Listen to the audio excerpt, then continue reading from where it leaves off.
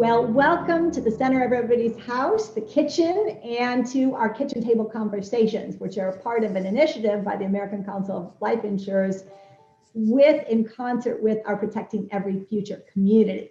We like to talk about policy that matters to you, and we like to bring you good advice, good practical advice that you can apply to make your own life and the life of your household and your family more secure. And I'm so thrilled with the three guests that we have today who are going to share some of that wisdom with you.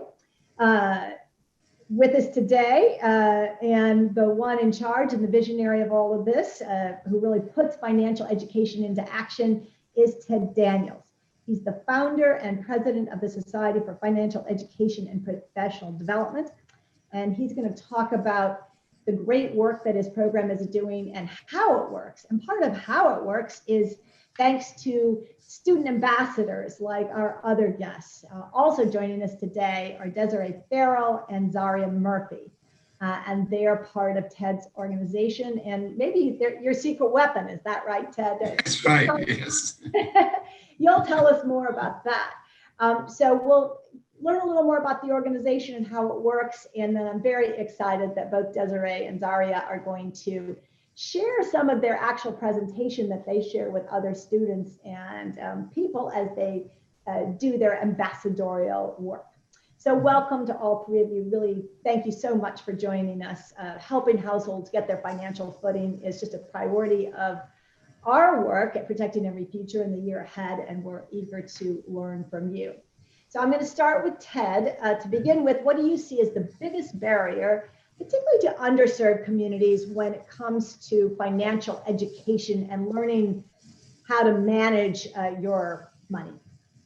Susan, well, thanks very much for the opportunity to join you today at the kitchen table. This is very exciting.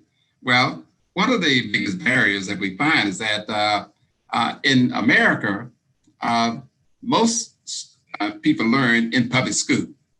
And most public schools do not teach financial education at all. You only have about 17 states that require a course in personal finance or economics to graduate. So it's a large number of people. If you look at underserved community, most underserved community students go to public schools. So there's no way they're going to gain the information because it's not being taught in the schools.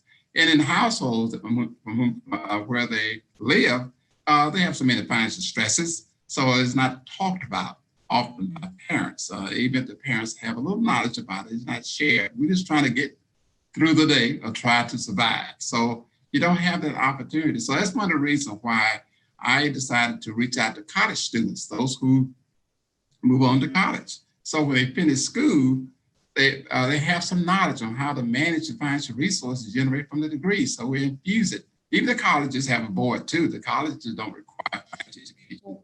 At some point, somebody has to be taught in order to maximize the financial resources, make sure they're able to operate in the marketplace, with knowledge and with protection. So that's a big barrier, and we try to address the barrier. So when they go into the marketplace, they decide to make investments, they have money available to them, they can maximize the money they have available. So tell me a little more how it works, and what do you think makes your approach, the approach of the Society for Financial Education and Professional Development, what makes it so effective? And how big your network is too. Yes, right. But we're effective because we make sure that our training is culturally relevant. We know the financial issues that impact the underserved community, in particular the Black community. We know the issues. So we build our financial education around intervention. How do we attack those issues to make things better for them? How do we train them to be better savers, to manage credit, to set up a budget, to make investments where they're lacking now? So we want to go in that direction. Now, it's culturally relevant and we make it practical. We say our education is practical application. So we talk about credit.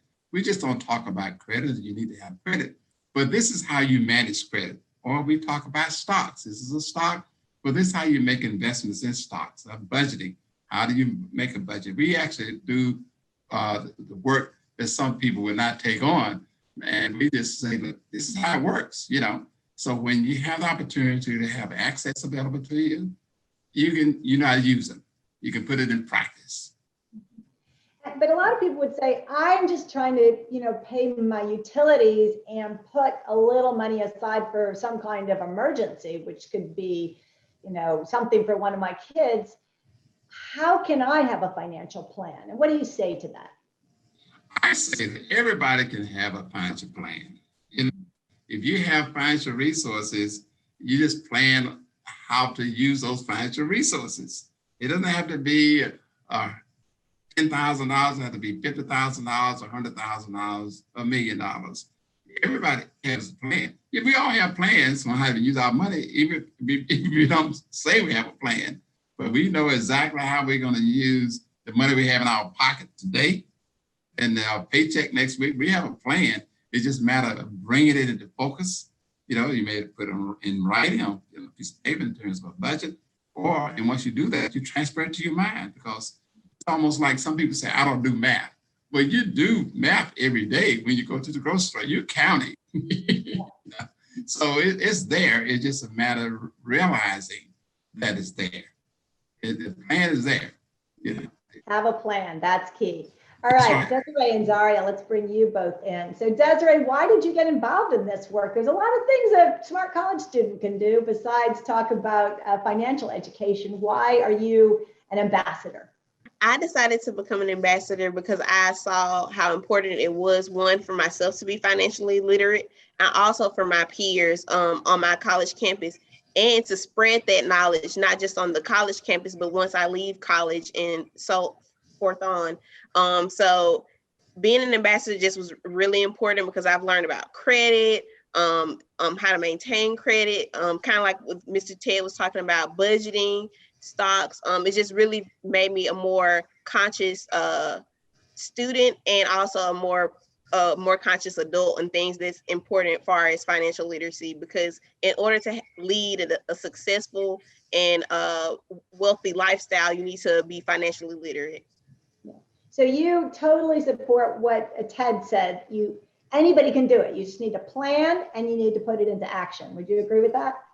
Absolutely. Especially as a college, you really learn about budgeting because your funds are limited.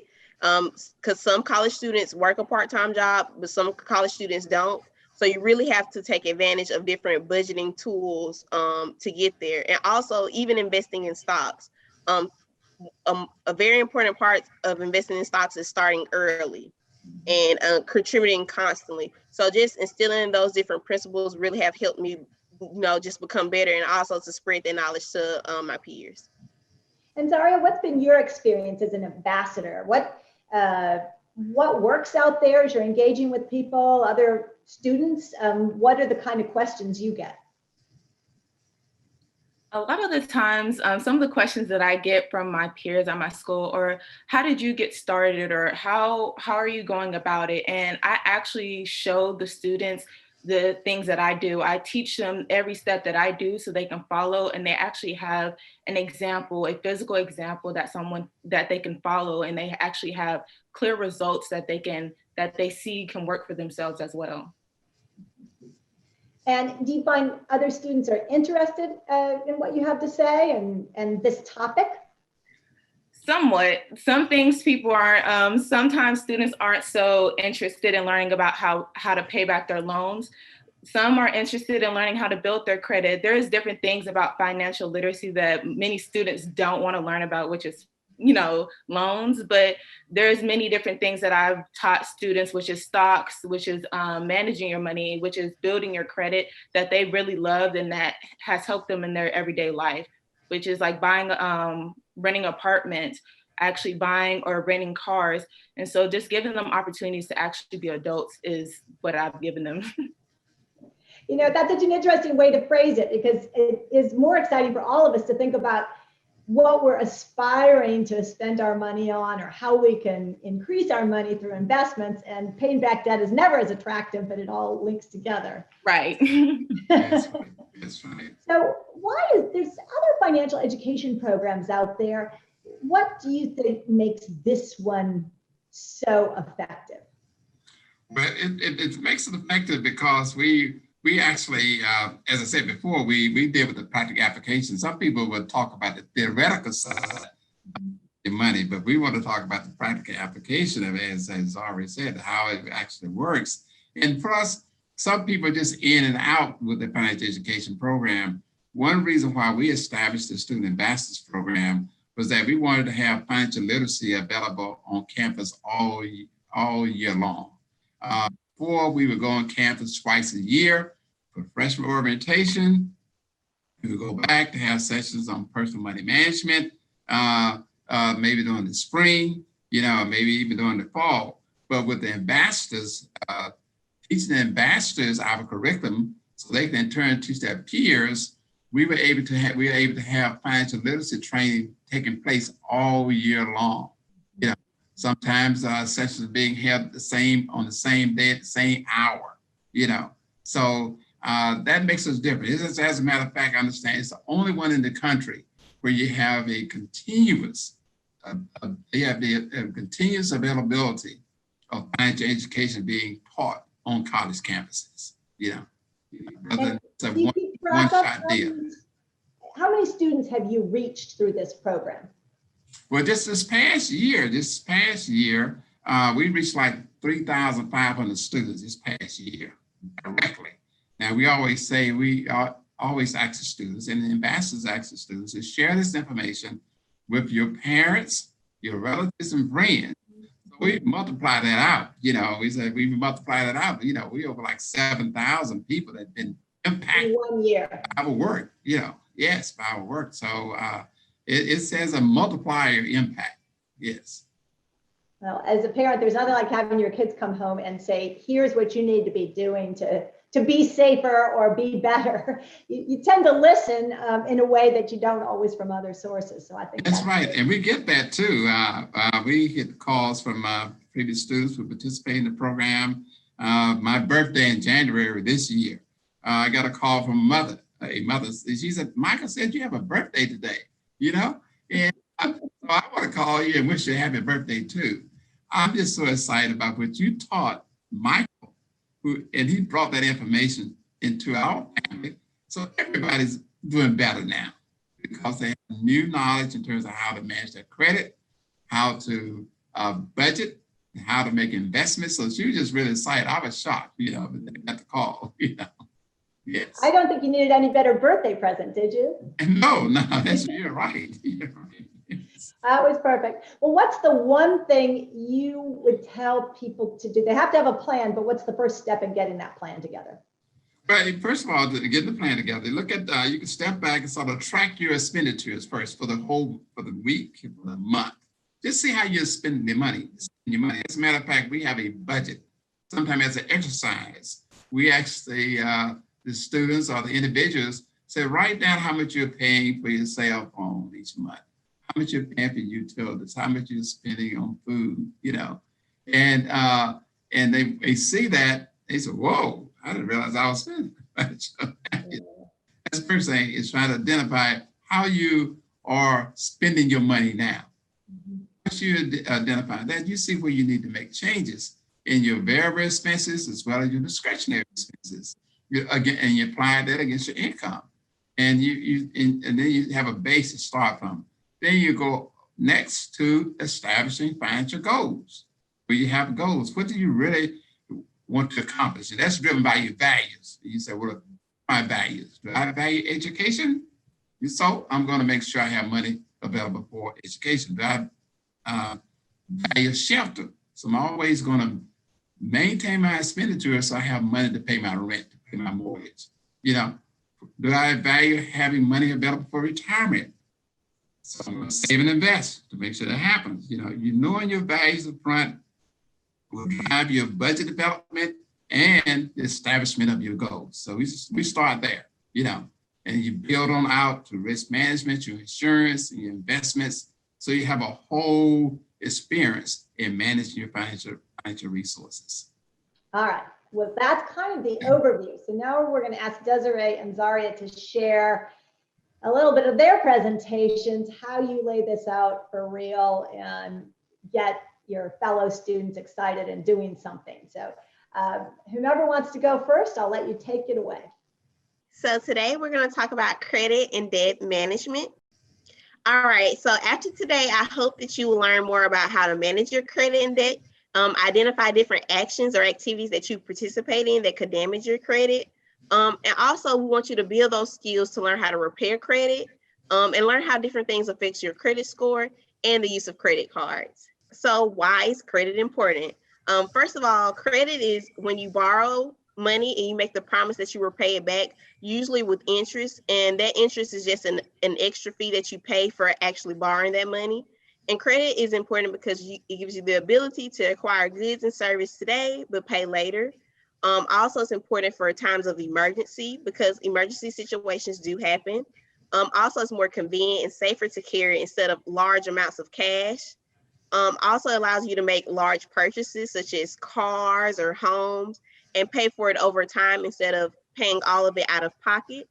And also it's important to know prospective employers and landlords do look at your credit score because they like to see how well can you manage credit before they hire you. Because if you're a financial advisor, it's important that you know how to manage credit, because how can you advise somebody if you don't understand credit yourself? All right, so we break credit down into the 3 C's, capacity, character, and collateral. So capacity, it helps financial institutions determine the risk associated with lending you the money. Do you have a job? How long have you had that job? How much money do you make each month? So those are some of the questions they ask you when they determine your capacity for credit. Also your character. Do you have any present or future ability to meet your payment obligations? Have you had credit problems in the past? Have you made late payments? You have how many credit accounts do you have? Have you ever filed bankruptcy? And do you consistently pay lenders on time? So those are some different things when character is concerned, because it just deals with your reputation. Lastly, collateral. So that's basically when you pledge a creditor until the credit obligation is paid. So do you have any assets to secure the loan beyond your capacity to pay off? So do you have any investments? Do you have houses, cars, or any other thing that they can use as collateral? So what are some pros and cons to credit? Some pros are it's convenient. Like I said before, it covers emergencies. You build assets, you build your future credit. So you extend your line of credit so you're able to borrow more for bigger purchases. So maybe you start off with a $1,000 credit limit, and that can lead up to a $10,000 credit limit. Some cons, a lot of times because you have a big credit line, you tend to spend more than you normally would. It may limit your ability to save and invest. And also increased cost of item or services due to interest charges, because interest does add up. The more you swipe your card and the less time that you put off to pay on that card. So say, for example, each month you have to pay $15. You're still incurring interest on the amount that you have on the card, because you may have a total of 100, but you only pay the 15 amount that's due. So that's why it's important to, use that credit card to your advantage. So pay it all off before the interest charge hits every month. And that's how you're able to take advantage of credit cards. And, certain credit cards have various rewards programs and things like that. So that's important when shopping for a credit card. And it's also a constant drainage of financial resources. Some economic benefits of good credit: lower interest rates. A lot of times, if you've shown that you have a good history of paying on time, and you have a long history of line of credit, if you go purchase that vehicle, instead of your loan being 10%, it may be 7%. So it does make a huge difference when it comes to making big purchases.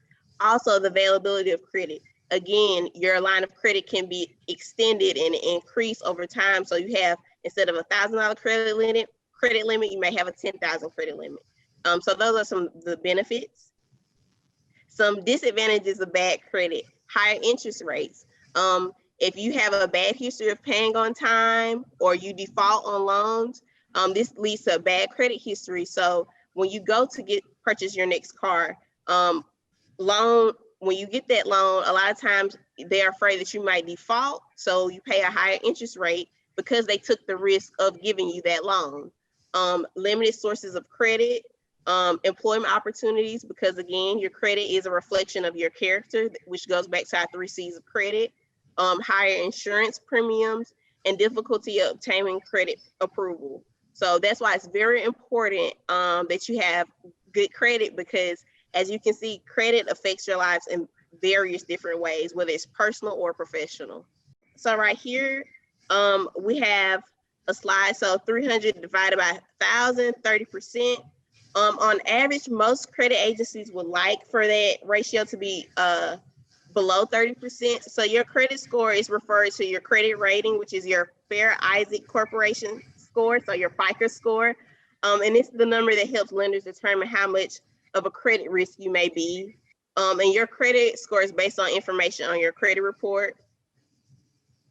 And we will get into our credit report on the next slide. So payment history, outstanding debt, credit history, pursuit of new credit, and types of credit. So when you pursue new credit, they have to look into your credit score. And the more you have to look into your credit score, that can often bring your score down a little bit. Outstanding debt, so that goes back again to that debt limit ratio. You want to really stay around that 20% threshold. Payment history, do you have a great track record? So again, that goes to the character, the 3 C's. And so it's also important to learn how that's calculated, because how it's broken down is very important when it goes into your FICO credit score. So some ways to maintain or improve your credit. Limit your spending needs. That goes to your wants versus your needs. Kind of going back to what Mr. Ted was talking about. Look at your expenditures and say, you know what? Shelter is more important than me than entertainment is. So kind of leverage that thinking. Also remember that credit cards are loans, and they're loans with interest. So you have to pay for borrowing that money, and you do have to pay that money back. Try to keep a low balance. Again, you don't want to go over that 20% threshold. Pay loans first. And a lot of times when you pay, don't just pay the minimum, pay a little bit more than the minimum, because that helps with your score as well. Charge less. Keep a record of your purchases to avoid overspending, and decline any credit card limit increases, because a lot of times that makes you want to spend even more, because now you have a bigger credit card limit. All right, so I hope what I shared with you today helps you manage your credit and debit better. Thank you again. Thank you, Desiree. Terrific. Daria.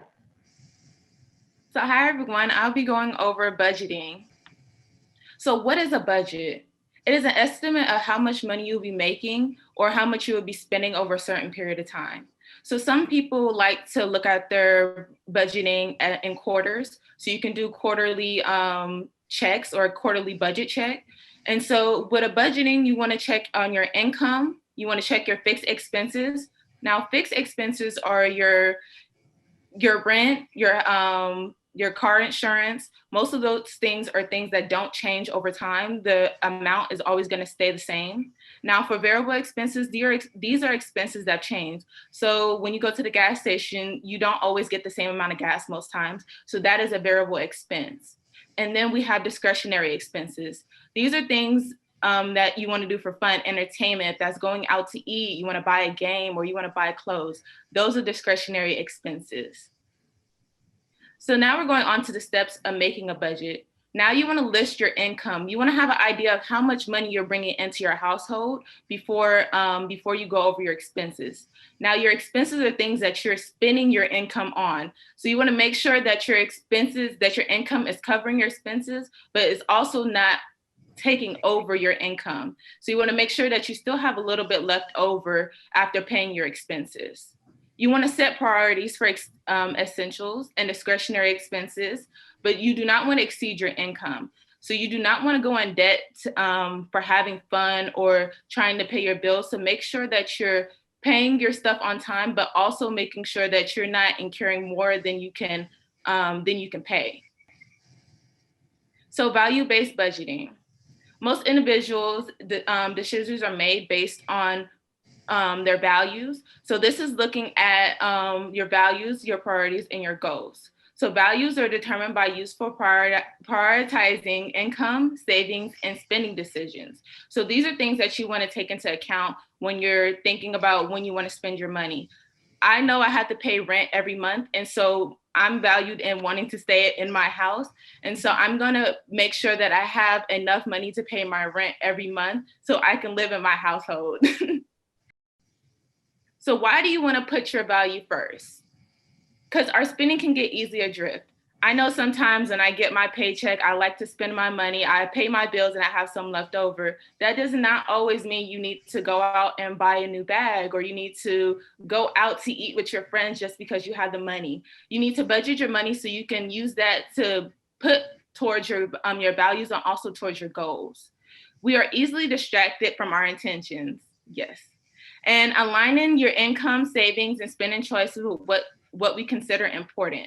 Now, you always want to put the important things first. You do not want to put your wants over your needs, because your wants are not going to keep you together after. And so it helps make consistent financial decisions and takes commitment actions. Prioritizing your values. Our values are important because they help us grow and develop.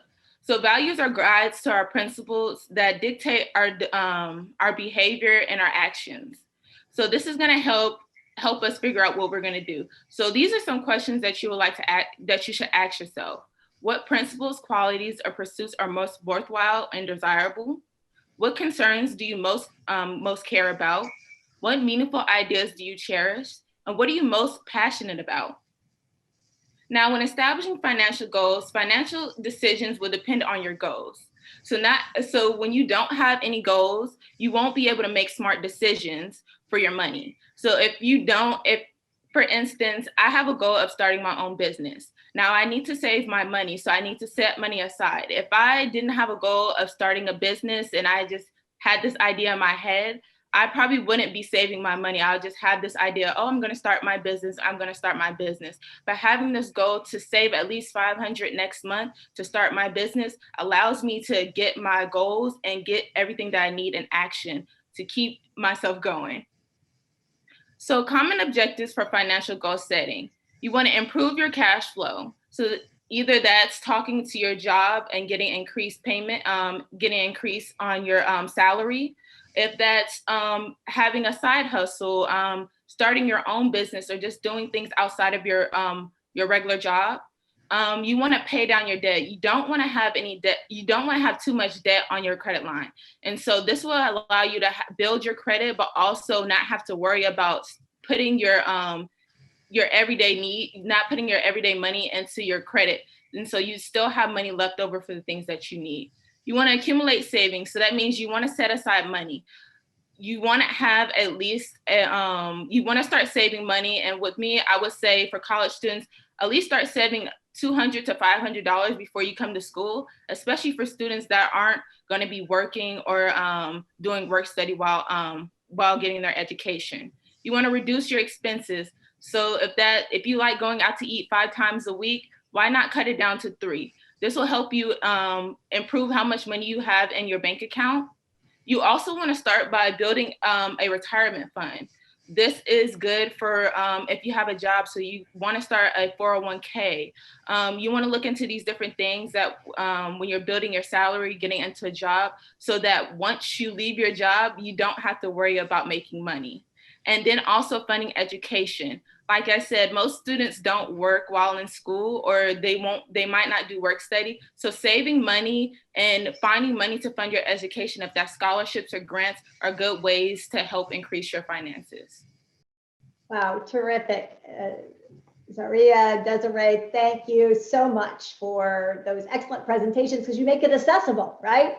I listened to things and thought, well, 1, here's what I can pass on to my own children, and 2, here's things I could sharpen up in what I'm doing. So I know all of our Protecting Every Future community who's looking for practical guidance while they're at their kitchen table, figuring out the important stuff. I know they will have learned from listening to you. So thank you for giving us a taste of how it all works. And Ted, congratulations to you on your vision and getting such smart ambassadors to help you further that vision. We really appreciate all of you joining us today and just wish you the best. We'll do our part to share your wisdom with as many people as possible. And we wish you the best as you continue your mission.